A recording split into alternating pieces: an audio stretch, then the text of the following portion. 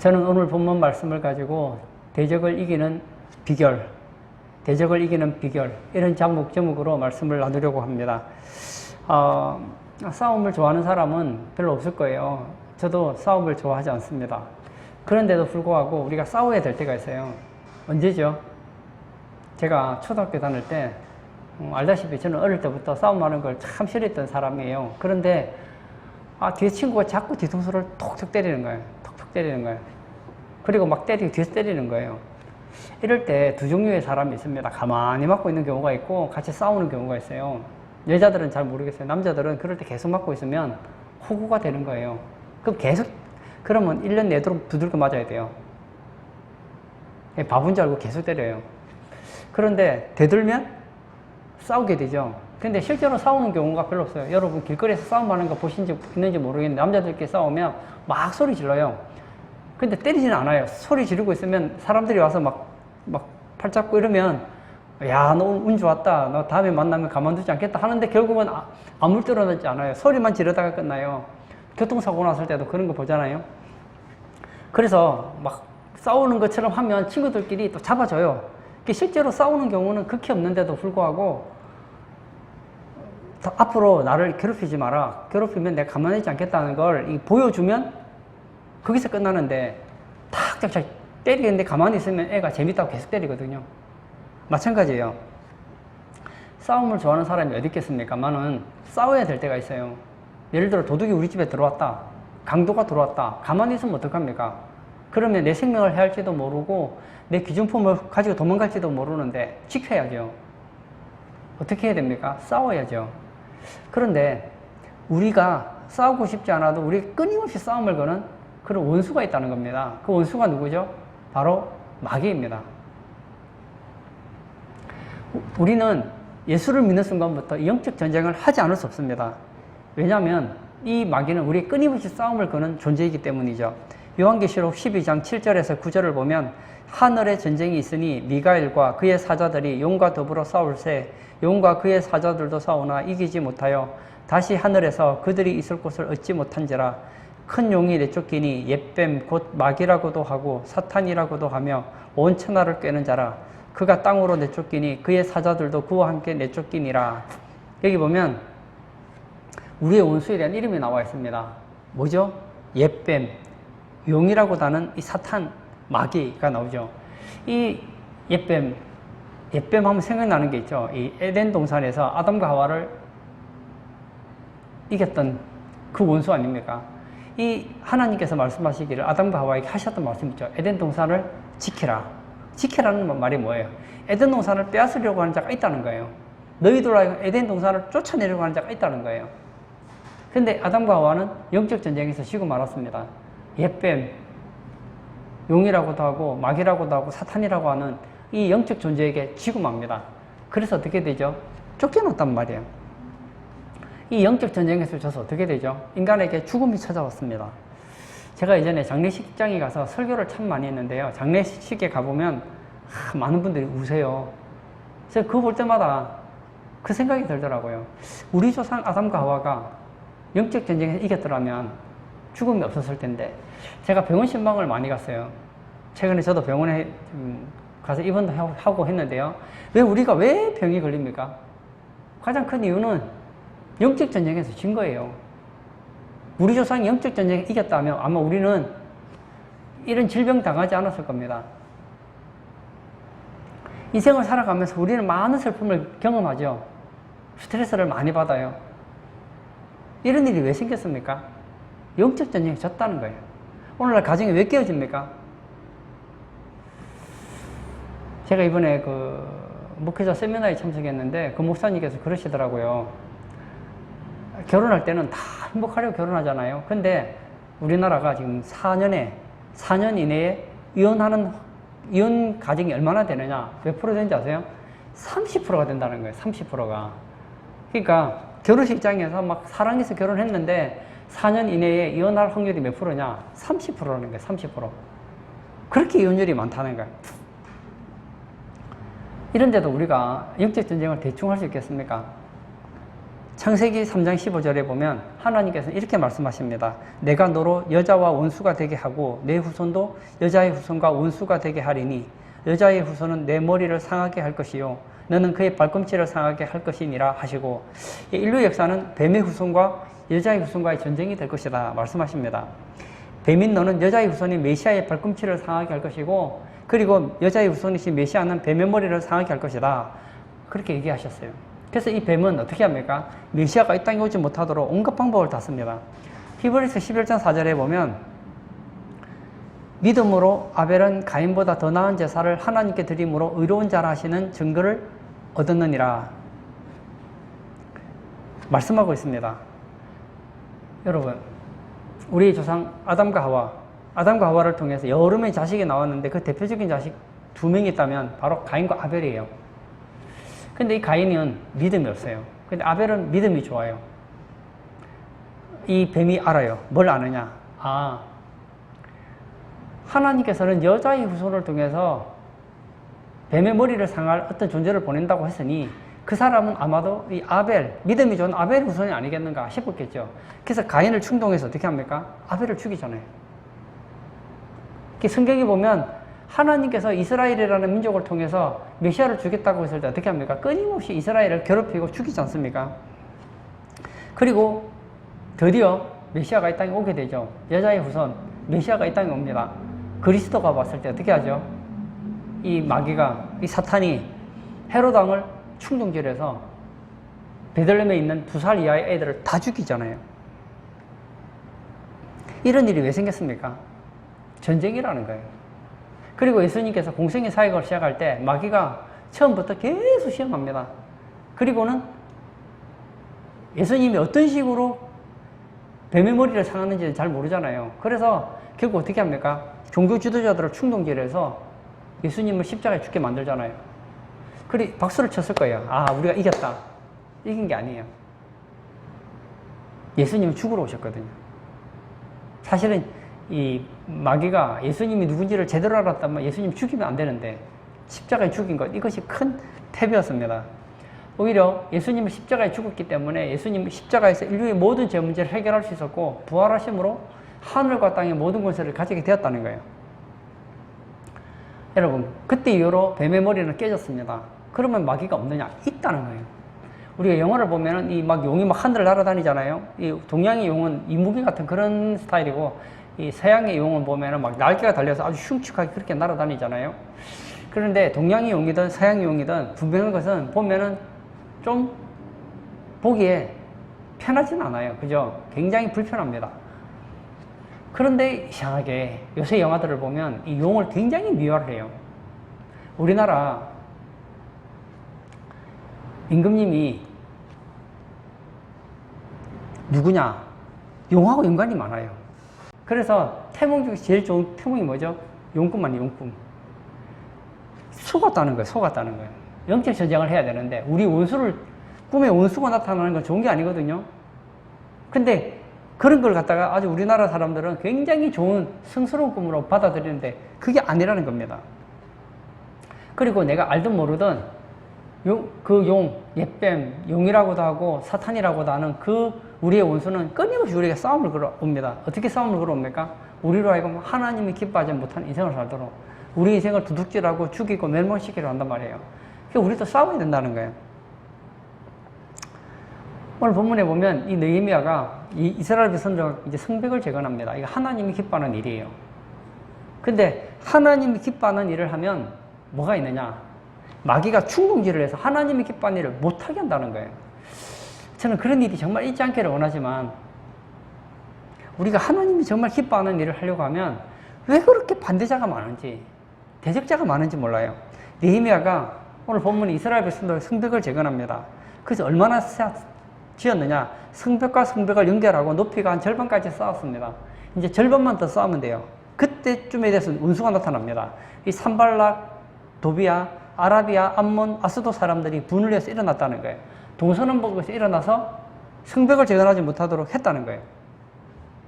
그들이 왜 성벽을 재건하지 못하겠을까요? 뭐 다양한 이유가 있겠죠. 영적으로 보면 마귀가 충동질했다는 거예요. 그래서 우리는 싸워야 된다는 거예요. 나는 육지 전쟁 싫은데요. 예, 나는 관심 없을 수 있어요. 근데 그 마귀는 관심이 많아요.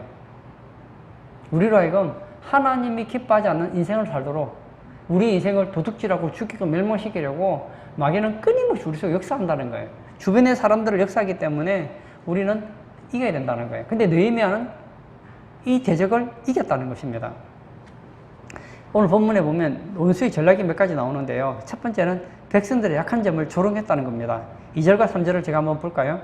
자기 형제들과 사마리아 군대 앞에서 일러 말하되 이 미약한 유다 사람들이 하는 일이 무엇인가? 스스로 견고하게 하려는가? 제사를 드리려는가? 하루의 일을 마치려는가? 불탄 돌을 흙무더기에서 다시 일으키려는가? 하고 암몬 사람 도비아는 곁에 있다가 이르되 그들이 건축하는 돌성벽은 여호가 올라가도 곧 무너지리라 하더라. 무슨 얘기입니까? 조롱하는데 성벽이 부실하기 때문에 여호가 올라가도 무너진다는 거예요. 그러니까 지금 성벽이 완전히 지금 튼튼하게 지금 지어진 건 아니기 때문에 여호만 올라가도 무너질 정도로 부실하다는 것을 얘기함으로써 그 약한 부분을 공략하더라는 거예요. 마귀는 우리를 연구합니다. 여러분, 옛날에 선수들이 시합을 하기 전에 상대편의 강한 선수들 같은 경우에 그 전력을 분석하는 게 있잖아요. 마귀도 우리를 끊임없이 분석합니다. 어떻게 분석하죠? 저 사람 약한 게 무언가? 예수님의 제자 중에 가룟 유다라는 제자가 있었는데 이 가룟 유다는 뭐에 약하느냐? 돈에 약한 거예요. 그러니까 돈을 가지고 넘어뜨리는 거예요. 여러분은 어디에 약하십니까? 한번 내가 신앙적 약한 부분을 한번 생각해 보세요. 어떤 사람은 이 자존심에 굉장히 약해요. 다른 건 다 참는데 내 자존심을 건드리면 못 참는 사람이 있어요. 그리고 누가 자기 뒷담화 까는 걸 못 견디는 사람이 있어요.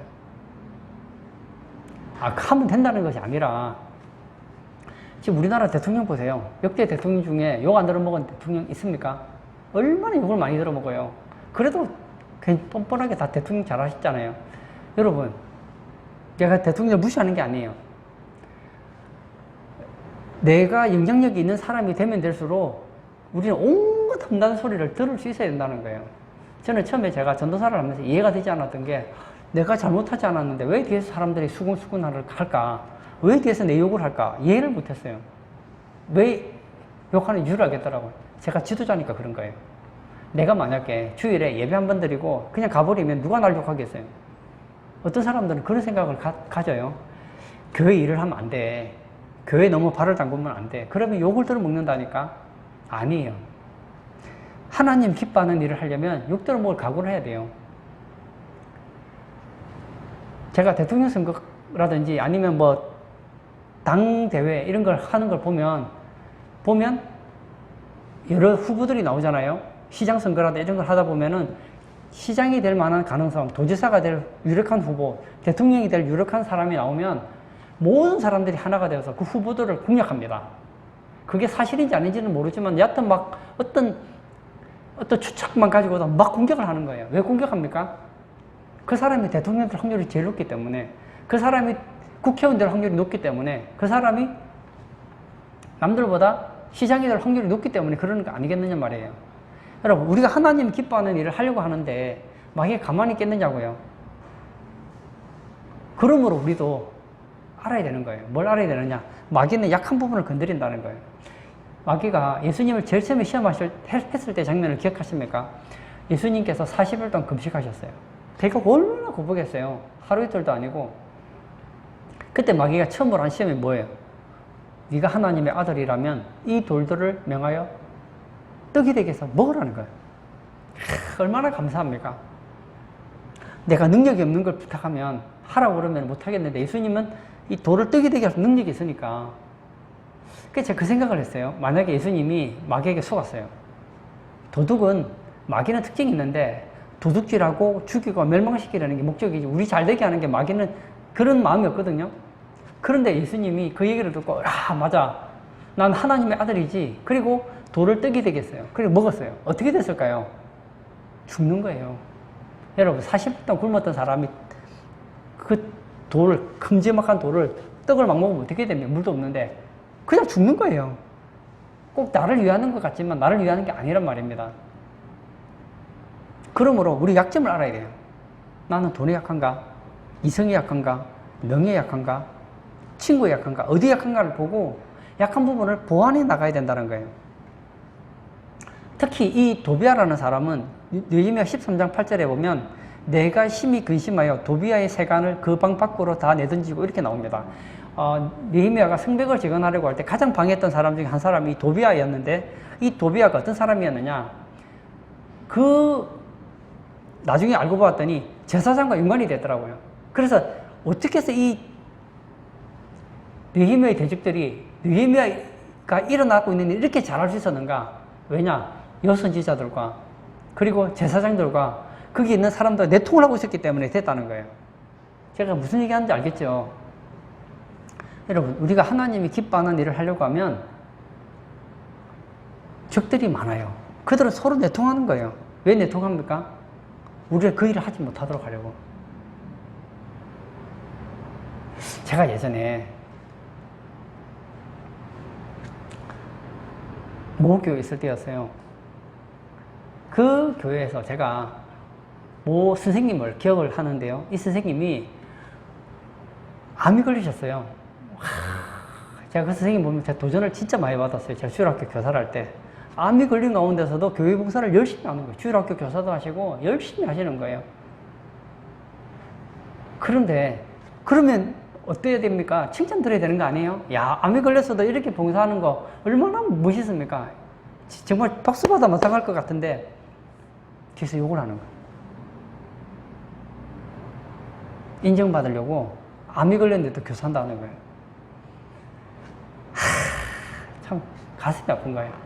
어떤 분은 요즘은 주일학교 학생들이 없지만 옛날엔 주일학교 학생들이 많아서 교회에서 하는 본고로서 차량을 하는 것만으로 아이들을 다 데려올 수 없었어요. 그럼 어떻게 하느냐? 교회 집사님이나 성도님들 중에서 차가 있는 분들이 제가 주일에 섬기겠습니다. 주일학교를 이렇게 주차 요원이 돼서 애들 셔틀도 해주기도 하고 주차 관리를 하는 그런 분들이 계셨어요. 얼마나 감사합니까?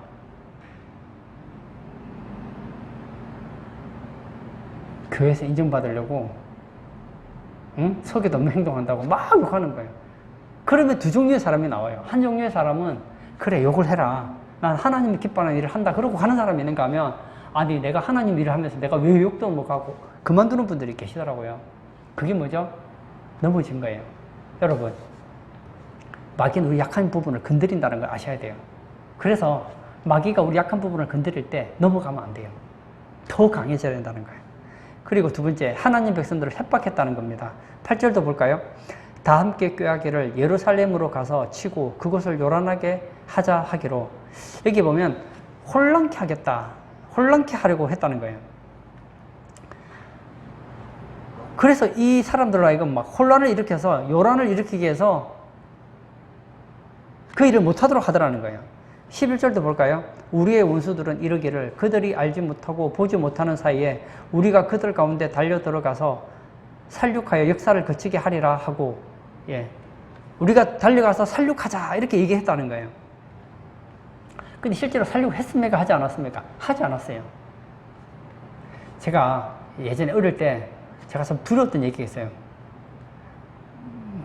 이거 제 어린 시절을 자꾸 얘기하는 게 좋은 것인지는 잘 모르겠는데 이 남자의 세계를 제가 얘기해 드리는 거예요. 있으면은 제가 가만히 있으면은 뭐 이유도 없는데 막 싸움을 거는 애들이 있어요. 그러면 이제 친구들끼리 막 싸움 걸면은 막 그런다고요. 너 끝나고 남아라. 너 오늘 죽었다 하는데 처음에 저는 순진해서 그 말을 믿었거든요. 그래서 야, 내일 한 명 죽는구나 이러고 했는데 다음 날 되니까 아무 일도 없는 거예요. 그 또 다른 친구들 둘이서 야, 오늘 수업 끝나고 너 남아라. 오늘 너 죽이고 만다. 그래요. 그래서 아유, 저 친구들이 안 말리냐 이랬는데 수업 끝나고 나 그냥 가방 메고 다 집에 가는 거예요. 내가 무슨 말 하는지 아시겠어요? 이 느헤미야를 협박하기 위해서, 그리고 백성들을 협박하기 위해서 어떻게 합니까? 요란하게 하자. 계속 혼란을 일으키는 거예요. 실제로 보면 알다시피 뭔가를 할 것처럼 했지만 결국 아무 일도 일어나지 않았어요. 여러분, 마귀는 우리에게 뭘 줍니까? 공포를 줘요. 불안한 마음을 줘요. 두려움을 넣어줍니다. 그런데 우리가 강하고 담대하면요, 실제로 보면 허상인 경우가 많다는 거예요. 세 번째, 하나님 백성들을 좌절시키려고 했다는 거예요. 10절 다시 한번 볼까요? 유다 사람들은 이르기를 흙 무더기가 아직도 많거늘 짐을 나르는 자의 힘이 다 빠졌으니 우리가 성을 건축하지 못하리라 하고, 예. 이 백성들 가운데 어떤 사람이 생겼느냐? 우리는 성을 건축하지 못할 것이다 하고 좌절하는 사람이 생겼어요. 근데 자기만 좌절하면 되는데 그 옆에 사람들이 자꾸 얘기하는 거예요. 그럼 어떤 일이 일어나느냐? 그래, 우리는 어려울 것 같아. 이런 생각이 자꾸 든다는 거예요. 뿐만 아닙니다. 12절에 그 원수들의 근처에 거주하는 유다 사람들도 그 각처에 와서 10번이나 우리에게 말하기를 너희가 우리에게 와야 하리라 하기로. 무슨 얘기입니까? 오라는 거예요. 10번이나 와서 지금 우리는 성벽을 재건해야 돼. 자꾸 부른다는 거예요. 못하도록 자꾸 방해하더라는 거예요. 여러분, 목회자가 목회 헌신하려고 하면 이런 조롱과 협박을 당하기도 합니다. 좌절을 당하기도 합니다. 목회를 하다 보면 당연히 그런 일이 생길 수 있다는 거예요. 성도들도 마찬가지입니다. 하나님의 일을 하다 보면 조롱당할 때도 있고 협박을 당할 때도 있고 좌절의 말을 들을 때도 있다는 거예요. 여기서 패배하면 안 된다는 거예요. 성벽 재건은 하나님의 뜻이었습니다. 하나님의 뜻이 맞다면 해내야 된다는 거예요. 도비아 말대로 만약 그들이 포기했다면 예루살렘 성벽은 여호와의 집이 됐을 거예요. 여호와만 올라가도 무너지는 그런 성벽이 됐을 겁니다. 그러나 느헤미야는 포기하지 않았습니다. 사랑하는 성도님, 우리가 하나님의 일을 하다가 어떤 경우에는 막 우리 약한 부분을 건드려요. 톡톡 건드려요. 어떨 때는 협박을 하기도 해요. 어떨 때는 좌절되는 얘기를 하기도 해요. 그때에 포기하면 안 된다는 거예요. 그럼 느헤미야는 어떻게 대적했습니까? 첫 번째, 기도로 대적했다는 거예요. 느헤미야는 산발락이 쳐들어오고 도비아, 아라비아 사람들 주변에 그 원수들이 쳐들어왔을 때 인간적인 문제가 아니다라고 생각했어요. 이것은 영적인 문제라고 생각했습니다. 그래서 무엇을 가지고 해결하느냐? 기도로서 싸웠다는 거예요. 4절, 5절 한번 볼까요? 우리 하나님이여 들으시옵소서. 우리가 업신여김을 당하나이다. 원하건대 그들이 욕하는 것을 자기들의 머리에 돌리사 노략거리가 되어 이방에 사로잡히게 하시고 주 앞에서 그들의 악을 덮어두지 마시며 그들의 죄를 도말하지 마옵소서. 그들이 건축하는 자 앞에서 주를 노하시게 하였음이니이다 하고 이렇게 기록되어 있습니다. 느헤미야는 이런 문제가 생겼을 때 뭘 했느냐? 가장 먼저 기도했다는 거예요. 사랑하는 성도님, 저는 우리 성도님들도 기도의 사람이 되기를 원해요. 하나님이 기뻐하는 일을 하다가 낙심될 때 가장 먼저 저는 여러분들이 기도하기를 바랍니다. 기도가 무게예요. 기도하면 하나님께서 은혜를 주세요. 기도하면 새 힘을 주세요. 기도하면 문을 열어주신다는 거예요. 예수님께서도 마태복음 26장 41절에 시험에 들지 않게 깨어 기도하라. 뭐라고요? 시험에 들지 않게 깨어 기도하라. 기도하라고 말씀하십니다. 기도해야 돼요. 여러분, 반대로 말하면 기도하지 않으면 시험에 든다는 거예요. 우리는 약합니다. 베드로가 나는 예수님 부인하지 않을 거예요 라고 얘기했지만 기도하지 않으니까 마귀가 사람들을 통해서 흔드니까 바로 넘어지잖아요. 그리고 원수를 향해서는 방비했다는 것입니다. 9절 볼까요? 우리가 우리 하나님께 기도하며 그들로 말미암아 파수꾼을 두어 주야로 방비하는데, 예. 원수가 쳐들어올 때 느헤미야는 뭘 했습니까? 첫 번째 기도를 했습니다. 그리고 두 번째는 뭘 했다고요? 기도만 하지 않았다는 거예요. 방비를 했다는 거예요. 성벽 재건을 하는데 방어했다는 거예요. 16절 17절 한번 보세요. 그때로부터 내수와 사람들의 절반은 일을 하고 절반은 일을 했습니다. 그 절반은 뭘 했느냐? 절반은 갑옷을 입고 창과 방패와 활을 가졌고 민장은 유다 온 족속의 뒤에 있었으며 성을 건축하는 자와 짐을 나르는 자는 다 각각 한 손으로 일을 하며 한 손에는 병기를 잡았는데 뭐라고요? 한 손에는 일을 하고 한 손에는 병기를 잡았다. 한 손에는 금을 가지고 있고 한 손으로는 일을 했다. 그렇게 얘기를 하고 있다는 거예요. 여러분, 예수 믿는 성도도 이래야 됩니다. 한편으로는 뭘 해야 되느냐? 하나님이 기뻐하는 일을 하고 한편으로는 자기를 계속 방어해야 되는 거예요. 왜냐? 원수가 언제 공격할지 모르거든요. 근데 예수님은 항상 깨어있었기에 이길 수 있었지만 예수님의 제자들은 깨어있지 못했기 때문에 자신을 방어하지 못했기 때문에 넘어갔다는 거예요. 그런 의미에서 좋은 동력자가 있다는 건 참 좋은 것 같아요. 종교개혁자가 있던 이 마틴 루터가 종교개혁을 하다 보니까 이 로마 카톨릭이 겁나는 조직이거든요. 그래서 루트를 죽이려고 얼마나 협박을 하고 죽이겠다고 잡으려고 하는지, 루트가 물론 신학교 교수였지만 이 사람은 뭐 그렇게 담대한 사람도 아니었는데 그렇게 막 협박하고 죽인다고 하니까 막 두려움이 찾아들어서 낙심이 되는 거예요. 그때 그의 아내가 상복을 입고 있는 거예요. 그래서 누가 죽었어 했더니 하나님이 죽었습니다 그랬다잖아요. 하나님이 살아계신데 왜 죽었다는 거예요 했더니 당신의 모습을 보니까 하나님이 죽어 있는 것 같다는 거예요. 하나님이 살아계시면 어떻게 당신이 그렇게 낙심할 수 있느냐는 거예요. 맞아요. 여러분, 우리가 깨어있지 않으면요 풀이 죽어요. 영적 전쟁이 진단 말입니다. 그리고 세 번째, 인내함으로 포기하지 않았다는 거예요. 느헤미야와 유대 백성들은 인내를 가지고 끝까지 이루었습니다. 주변에서 아무리 방해해도요 갔다는 거예요. 여러분, 시작이 반이라는 말이 있죠. 우리가 처음 시작하면 한 절반 정도는 해낼 수 있어요. 근데 문제가 뭐죠? 시작이 반인데 반이 되면 저희 중간 정도 가면 그때부터 포기하는 거예요. 그런데 한 3분의 2 정도 가면요 거의 포기하잖아요. 뭐 저는 마라톤을 잘 하지를 못하는데요, 마라톤 했던 사람들의 얘기를 들어보면 그런 얘기를 하더라는 거예요. 이제 42.195km 달리다가 보통 어디서 다 그만두느냐, 10km, 20km 달리다가 다 그만둔다는 거예요. 힘들어서. 그런데 한 30km 달리면 거의 다 달린다는 거예요. 20km 정도 달리고 나면 어떤 생각이 드느냐, 야, 아직도 20km 이상 남았는데 내가 어떻게 뛰겠냐, 그러고 포기한다는 거예요. 근데 30km 뛴 사람은 아, 내가 이미 30km도 달렸는데 12km 못 달리겠냐, 그러고 달린다는 거예요. 제가 예전에 신학대학을 다닐 때 이 체육대회가 했는데 10km 마라톤이 있었어요. 저는 10km가 뭔 거리인지를 잘 몰랐어요. 저는 원래 운동을 좋아하지도 않고 달리기도 잘하지 않는데, 근데 동생들이 형 같이 뛰어 이러는 거예요. 그래서 어떻게 엉엉 하고 달렸어요. 달렸는데 가는데 5km 오는데 5km예요. 근데 그 길에는 차가 없는 거예요. 5km 가면 5km 무조건 와야 돼요.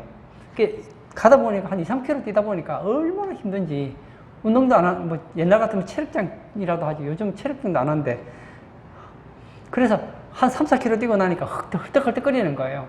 근데 조금 더 가다 보니까 앞에 이 표지가 보이는 거예요. 그러니까 5km, 5km. 그래서 5km를 달렸어요. 달리고 나니까 진짜 죽을 것 같은 거예요. 죽을 것 같은 거예요. 힘들어서. 그리고 이제 돌아가면 됩니다 하고 도장을 딱 찍어주는 거예요. 이제 그 도장 받아가면 이제 상을 주는 거예요. 그래서 달려야 되는데 이제는 안 달릴 수가, 이제 갈 수밖에 없어요. 왜 갈 수밖에 없느냐? 차가 있는 것도 아니고 가면 무조건 와야 돼. 그러니까 5km 달린 사람은 이제 무조건 오게 돼 있는 거예요. 여러분, 여기까지 왔는데 끝까지 뛰자. 그런 마음이 중요합니다. 처음에 시작하면요 열심히 해요. 하다 보면 어떤 생각이 들죠? 힘들다, 포기하자. 내가 욕들어 먹어가면서 해야 되냐? 이렇게 힘든데 해야 되냐? 이런 생각이 들거든요. 그때 포기하면 안 된다는 거예요. 여러분, 결론적으로 이 예루살렘 성벽은 52일 만에 완성이 됩니다. 그동안 많은 우여곡절이 있죠. 근데 하려고 하니까 하나님이 도와주시더라는 거예요. 중요한 것은 우리의 초심을 잃지 않는 거예요. 인내심을 가지는 거예요. 하나님께서 내게 일을 하라고 하셨다면 하나님께 책임지실 것이다. 그리고 끝까지 가는 거예요. 그런데 그렇게 하지 않고 아, 힘들다, 그만두자 이래버리면 지금까지 한 게 아무 의미가 없는 거예요. 예루살렘 성벽을 51일까지 지었어요. 그리고 그만둬버리면 결국은 그 성벽은 지어만 만한 거거든요. 그리고 네 번째, 함께 하신 하나님을 기억하였다는 거예요. 여러분, 우리가 싸움을 할 때, 영적 전쟁을 할 때 잊지 말아야 될 것은 하나님이 나와 함께 계신다. 하나님이 나와 더불어 싸워주신다. 이것을 믿는 것이 굉장히 중요합니다. 14절 볼까요?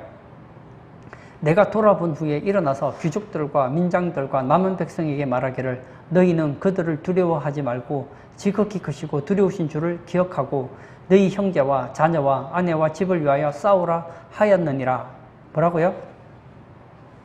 주를 기억하라. 하나님을 기억하라는 거예요. 여러분, 하나님이 도와주시면 됩니다. 20절도 볼까요? 너희는 어디서든지 나팔 소리를 듣거든 그리로 모여서 우리에게로 나오라.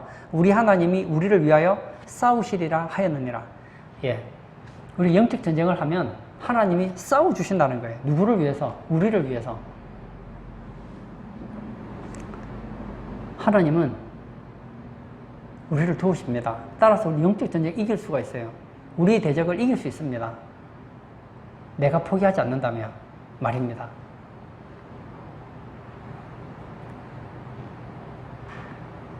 생각보다 인간은 강해요. 우리가 강한 것이 아니고 하나님이 도와주시기 때문에 우리는 얼마나 강한 존재인지 모릅니다. 마귀도 알아요. 우리를 이길 수 없다는 걸 마귀도 알아요. 그런데 마귀는 한 가지를 다 알아요. 우리가 하나님을 잊어버리면 이길 수 있다는 것도 알아요. 우리가 끝까지 하나님 붙잡으면 마귀는 한 길로 왔다 7길로 도망간다는 거예요. 결론을 짓고자 합니다. 성벽제거는 단순한 건축이 아닙니다. 이 본문 배경만 가지고 보면 왜 성벽제건이 단순한 건축이 아니냐, 자녀와 아내의 미래와 생명이 걸려있는 일이기 때문입니다. 만약 성벽제건이 완성되지 않으면 계속 적들이 와서 어떻게 할까요? 그들의 양식을 도둑질해가고 아내를 겁탈하고 아이들을 노예로 팔아가고 문제가 생기는 거예요. 그러므로 성벽제거는 누구를 위한 일이냐? 이건 하나님의 일이기도 하지만 내 일이라는 거예요. 여러분 잊지 마십시오. 우리가 하나님의 일을 할 때 많은 사람들은 그래요. 이건 하나님의 일이지 나하고는 상관없어요. 이런 생각을 많이 하는데 아닙니다. 하나님의 일이 내 일이에요. 하나님을 위한 일이 나를 위한 일이라는 걸 잊으시면 안 돼요. 하나님께서 노아를 부르십니다. 노아야 방주를 지어라. 누구를 지으라고 하는지 아세요? 너를 위하여 방주를 지어라 그래요. 결국 방주는 누구를 위한 방주입니까? 방주를 지으면 제일 혜택을 보는 사람이 누굽니까? 가장 특혜를 보는 사람, 노아와 노아 가족들이에요. 여러분 우리가 신앙생활을 잘하면 제일 도움받는 사람이 누군지 아세요? 바로 우리라고. 우리 가족들이 가장 도움을 받는다는 거예요. 14절 다시 한번 볼까요? 내가 돌아본 후에 일어나서 귀족들과 민장들과 남은 백성에게 말하기를 너희는 그들을 두려워하지 말고 지극히 크시고 두려우신 주를 기억하고 너희 형제와 자녀와 아내와 집을 위하여 싸우라 하였느니라. 성벽 건설하지 않으면 우리 자녀와 아내가 어려움에 처할 뿐 아니라 죽을 수도 있다는 거예요. 저 그런 거 많이 느끼거든요. 왜 교회 목사님은 저렇게 신앙생활 잘하라고 하는가? 신앙생활 잘하면 누가 제일 도움받느냐? 신앙생활은 본인이 제일 도움받아요. 그 가족이 다 신앙생활을 잘하면요, 가족이 다 복을 받아요. 우리나라가 신앙생활을 다 잘하면요, 우리나라가 복을 받아요. 신앙생활을 누구를 위해서 하느냐? 크게 보면 하나님 영광을 위해서 하는 것이지만 인간적인 측면에서 보면 나를 위한 거라고요. 중동 전쟁에서 이스라엘과 아랍이 4번의 큰 전쟁이 있었습니다. 1948년에 유대인들이, 이스라엘 사람이죠, 유대인들이 1차 중동 전쟁을 일으킵니다. 그들이 1948년이니까 한번 생각해 보세요. AD 70년에 나라를 잃잖아요. 그리고 1948년에 나라를 회복합니다. 그럼 대략 한 1900년 정도 되잖아요. 대략 한 1900년 정도 되는데 하나님께서 그들에게 약속해 주신 땅이라고 쳐들어왔는데 1900년 동안 살고 있던 이 아랍에 있는 사람들에게 뭐라고 하느냐면 이건 하나님이 우리에게 주신 땅이 우리 땅이다 하니까 이 아랍에 있는 사람들이 이해가 안 되는 거예요. 보세요. 지금 우리가 대한민국에 살고 있는데 내가 살고 있는 이 집에 지금 어떤 민족이 쳐들어와서 이렇게 얘기하는 거예요. 그러니까 1900년 전에 우리 땅이었으니까 내가 차지하겠다. 그러면 그렇군요. 땅을 드릴 테니까 사십시오. 그럼 바보가 어디 있겠냐고요. 그런 사람이 어디 있겠습니까? 그래서 아랍과 전쟁을 하게 됩니다. 그때 미국에 있던 그리고 유럽에 있던 유대인들이 예루살렘에 있는 유대인들에게 이렇게 제안을 했습니다. 전쟁이 일어났으니 당신들의 아내와 자녀들을 미국으로 보내주십시오. 우리가 당신의 자녀들을 평안히 보호해 주겠습니다. 멋지죠? 이제 이스라엘에 간 유대인들에게 얘기하는 거예요. 전쟁을 할 때 아내와 자식들은 우리가 보호할 테니까 마음 편안하게 전쟁하라 그랬더니 예루살렘에 살던 유대인들이 이 제안을 거절을 합니다. 그리고 이렇게 얘기합니다. 내가 내 처와 자녀들이 있기 때문에 전쟁할 이유가 있는 것입니다. 부인과 자녀를 보지 못한다면 누구를 위해 싸우고 어디서 싸울 용기를 얻을 수 있겠습니까? 그리고 자축들을 보내지 않았다는 거예요. 전쟁에서 지면 전쟁에서 지는 게 아니에요. 나도 죽고 아내도 죽고 자식들도 죽는 거예요. 그래서 목숨 걸고 싸웠어요. 그리고 하나님께서 도와주셔서 결국 승리하고 말았습니다. 결론 짓고자 합니다. 많은 분들은 이런 생각을 가져요. 하나님 말씀을 들으면 누가 가장 득을 볼까? 하나님일 거야. 하나님 말씀대로 순종하면 가장 득 보는 사람은 내가 아니고 이웃일 거야. 그렇게 생각합니다. 아닙니다. 신앙생활을 가장 잘하면 가장 득보는 사람은 누구냐? 나예요, 나. 하나님께서 우리에게 계명을 주신 목적이 뭐죠? 너희의 행복을 위하여 이 계명을 지킬 것이 아니냐. 그래서 하나님께서 계명을 주신 목적은 우리를 불편하게 하려고 하는 게 아니에요. 우리로 하여금 행복하라는 거예요. 온 가족이 예수님을 바로만 믿기만 하면 그 가족은 천국이 되는 거예요. 그 가정은 행복한 가정이 되는 거예요. 우리 개인이 하나님 말씀대로 살다 보면 마귀가 하나님 말씀대로 살지 못하도록, 신앙생활을 못하도록 계속 영적 전쟁을 걸어옵니다. 그때 우리가 영적 전쟁 이기면 가장 수혜를 입는 사람은 누구냐? 바로 나라는 겁니다. 그러므로 이 느헤미야 4장에 나와 있는 승벽제군을 한번 우리 영적 전쟁의 전쟁터로 한번 생각해 보십시오. 내가 하나님이 기뻐하는 일, 하나님 말씀에 순종하려고 할 때 우리는 많은 적들을 만나게 될 거예요. 어떨 때는 나 약한 부분을 가지고, 어떨 때는 협박도 하고, 그리고 좌절되는 그런 얘기들을 통해서 하나님이 하고 싶어하는 일들, 하나님이 나를 통해 하고 싶어하는 일을 못하게 하는 사람들이 나타날 수 있습니다. 그들이 하는 게 아니죠. 사탄이 뒤에서 조작하는 거예요. 그때 우리는 어떻게 해야 됩니까? 하나님을 기억해야 되는 거예요. 하나님께 기도하고 영적으로 무장하고 인내함으로 하나님의 일을 해나갈 때 결국은 우리가 가장 많은 수혜를 얻게 된다는 거예요. 신앙생활의 가장 복은 뭐냐? 내가 덕을 보는 거예요.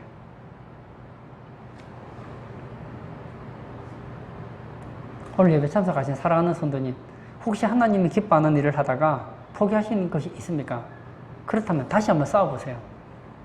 아니라면 앞으로 하나님이 기뻐하는 일이 무엇인지 알았다면 적 때문에 포기하지 마세요. 그 적은 이웃이 아닙니다. 마귀예요, 마귀. 마귀가 주변의 사람들을 선동질해서 나로 하여금 하나님이 기뻐하는 일을 못하게 하는 거예요. 하나님이 기뻐하는 그런 영적 전쟁에 승리하는 승리자들이 되시길 주의 이름으로 축복합니다. 아멘. 우리 한번 같이 기도하기를 원합니다. 기도할 때 우리 영적 전쟁을 놓고 한번 기도하기를 원합니다. 마귀는 보이지 않아요. 마귀는 우는 사자같이 삼킬 자를 찾고 있습니다. 그리고 본인이 직접 나타나지 않습니다. 주변의 가족들을 통해서, 이웃들을 통해서, 주변의 다양한 사람들을 통해서, 환경을 통해서 우리로 하여금 하나님이 기뻐하는 신앙생활을 하지 못하도록 싸움을 걸어옵니다. 그때 이겨야 돼요. 기도로서 이기고, 영적 문장을 함으로써 이기고, 인내함으로 이기고, 하나님을 기억함으로써 이겨야 된다는 거예요. 그래서 영적 전쟁에 승리하는 그런 영적 승리자가 되게 해달라고 우리 다 같이 기도하고 자유롭게 기도하도록 하겠습니다.